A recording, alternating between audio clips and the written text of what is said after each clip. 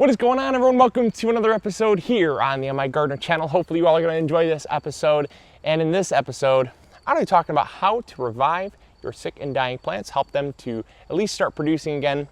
Maybe not bounce back to 100%, but in some cases that will, that can be the case. If you have a long enough growing season and it's the right type of plant, you can definitely get your plants to bounce back to 100% and get growing like they've never grown before. So in this video, we're gonna be talking about zucchini, but you can apply this to anything, absolutely any plant, whether it's a tomato plant, whether it's a flower, a house plant, even a tree, does not matter.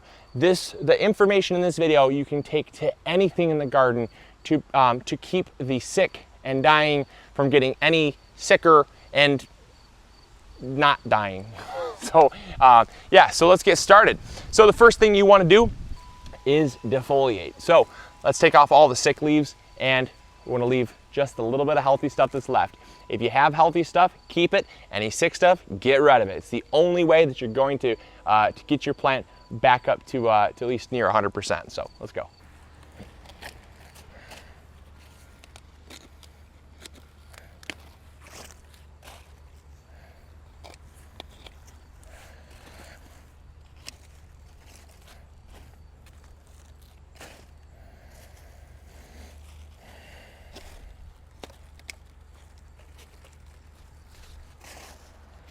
So there we go.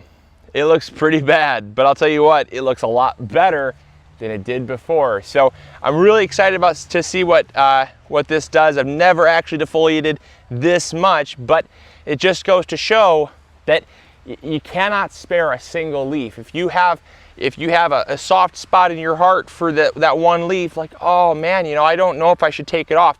Let's put it this way, if it's only got one healthy leaf, if all these were diseased, I only had one healthy leaf, I'd only leave one healthy leaf, because if the leaf is diseased, it's got to go, because the plant itself is actually taking energy to put into growing and keeping something alive that, as a gardener, we inevitably know what's going to happen to it. It's going to die, and the plant is just struggling. It's using a lot of its energy to keep that alive, but if we take it off, that's where the plant can begin to thrive, regardless if it's a zucchini plant, a tomato plant.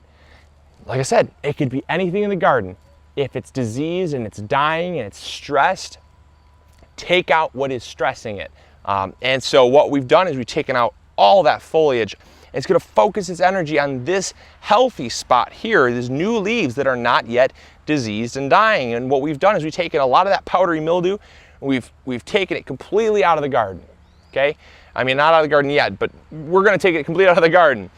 And then what we want to do is we want to come back and we want to spray this. We want to spray this with a baking soda solution of 3 tablespoons, a little bit stronger than normal, 3 tablespoons to a gallon of water, a couple drops of dish soap, and just about a tablespoon to 2 tablespoons, no more, of vegetable oil. And what that's going to do is when we're knocking around all the powdery mildew, you got powdery mildew flying everywhere. Powdery mildew is a fungus, and those spores have landed on these leaves, and just like it could inhabit those leaves, it can also inhabit these leaves. So what we want to do is we want to eradicate the spores, make sure these leaves are not desirable for the powdery mildew to land on.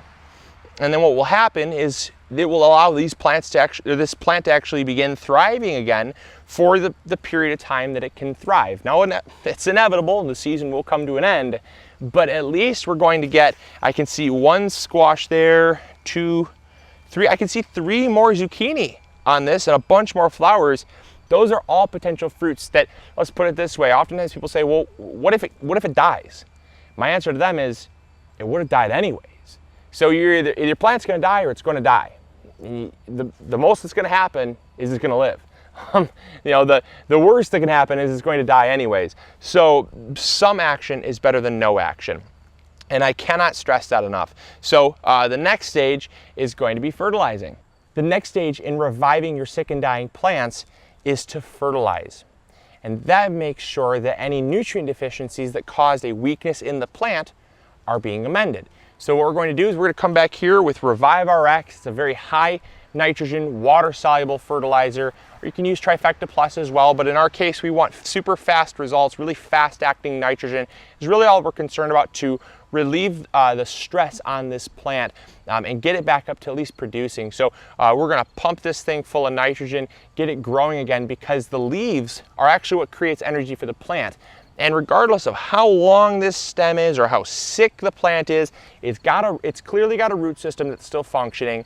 It's got leaves that are still healthy, and those are the two things you need, is a healthy root system and a healthy leaves. That the leaves are going to create energy through photosynthesis. The roots are going to uptake those nutrients you're going to provide through the fertilization. It's going to help more leaf growth come out, and you can get back in the game faster than you can believe. So so we're going to go back and we're going to fertilize this plant.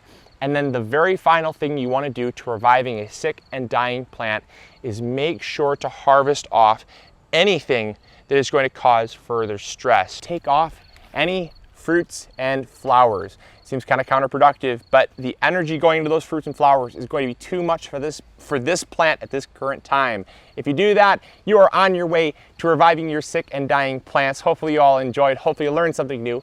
And as always, this is Luke from the MIgardener channel, reminding you to grow big or go home. I'll see you later.